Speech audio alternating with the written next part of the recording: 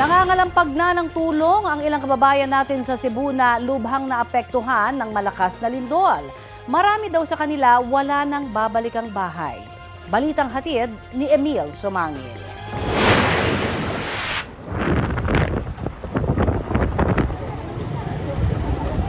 Ganito ngayon ang sitwasyon sa mga kalsada patungong Northern Cebu. Nasa tabing kalsada ang ating mga kababayan. May mga hawak na placard kung saan nakasulat ang mga salitang tulong, pagkain at tubig. Bakit lumabas na kayo dito sa tabing kalsada at dala-dala nyo ito? Bakit? Manghingi na kami ng pagkain, tubig, at saka bigas. Ano ho ba ang sitwasyon ninyo ngayon? Sabihin nyo sa ating mga kababayan.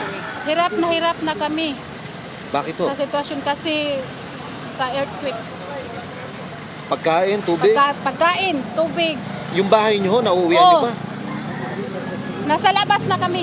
Kami karon naglisod jud mi tungod sa earthquake nga nadadangat sa mua. Kami karon ana namin maghigda magabiis sa kana ang laplin sa dalan o laplin sa kanang walay kuan kay magsige pa man gyapon og ana ang earthquake. Gaano kahirap? Hirap na gyud, sir. Yung mama ko doon sa loob nga. Hindi kalayuan, natuntun ko ang bahay ng magkapatid na senior citizen na sina Gavino at Leonora. Mga kapuso, ikita ko po sa inyo anong klaseng sitwasyon ang kinasasadlakan ngayon ng ating mga kababayan. Ito po sa bayan naman ng Borbon. Nadaganan po ang magkapatid na senior citizen pagkatapos pong yanigin ng lindol noong gabi na iyon. Nakaligtas po sa kabutihang palad sa awa ng mahal na Diyos Ama yung kanilang bahay. Hindi na ho itsurang bahay at mistulang sinalansan ng mga kahoy na lamang at nagdomino ho dahil po sa lakas ng lindol. Kapwa, may problema sa pagdinig at hindi nakapagsasalita ng Filipino ang magkapatid. Nakuha raw mula sa guho ang magkapatid ng rumesponding mga pulis ayon sa kwento ng kanilang pamangking si Benjamin. Nakahiga na ako, tapos yung mga matanda, diyan nakahiga na rin, natutulog. Bandang alas 9 yata yun, o mahigit, no? Alas 9 o mag alas 10. Biglang yumanig. Pag brownout, yan ang malakas. Talagang malakas, parang tapos nagbagsakan. Hinahanap namin ng ina ko at saka yung tiyahin ko. Nakahiga yan eh. Tapos pinilit siguro niyang bumangon. Hinahanap kung saan ang labasan. Nakita ko nakayuko. Pilitan lang namin makarecover. Paunti-unti ba? Si Lolo Gavino, kahit delikado, pinalikan ang bahay na wasak. Kinolekta ang mga kawayan at tinatalian ng aming abutan.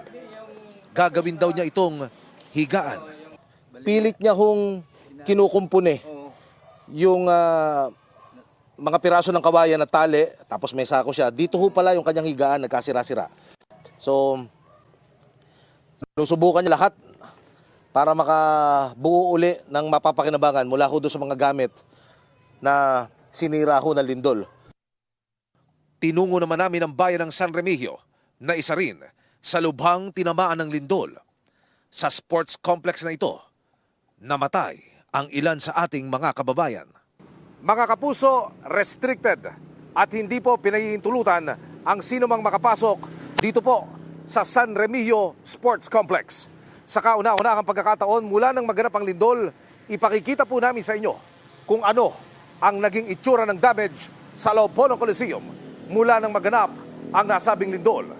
Sa impormasyong aming natanggap mula po sa mga otoridad, hindi po bababa sa 5 ang nasawi na pawang mga manlalaro ng basketball sa isang liga ng madaganan ng mga gumuhong parte ng Coliseum.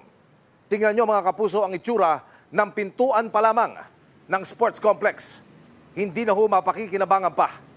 At habang pumapasok ko, hanggang sa marating natin ang basketball court ng Coliseum, ganito po ang madaratnan.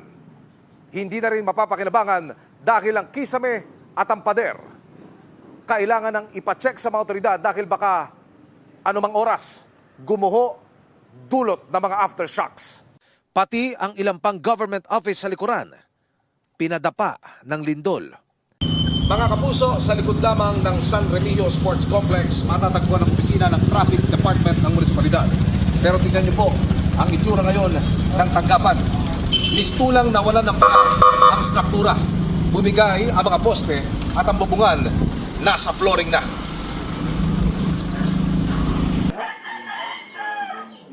Sa aming pag-iikot, nakilala ko si Gemma. Siya ang ina ng 25 anyos na si Jude, na isa sa mga nasawi sa na-damage na sports complex. Ayon kay Gemma, nag-referee noon si Jude sa isang liga at sa kalagitnaan ng inter-agency game, naganap ang lindol at nabagsakan ng semento ang bunsong anak. Naulihin naman siya pagawas sir nga. Ang motor na lang niya, isa na lang ditong nabilin sa kuan. Gawas niya. Kuan na gid kami nga siya. Usa sa biktima na. Pahirapan daw ang retrieval operation kay Jude na nakahanap ang labi kinabukasan pagputok ng liwanag. Masakit man gid sa akon kay kamanguran ko ba siya nga anak bata pa. Nya di gid na ako unta madawat. Saon man gid na inatabo naman.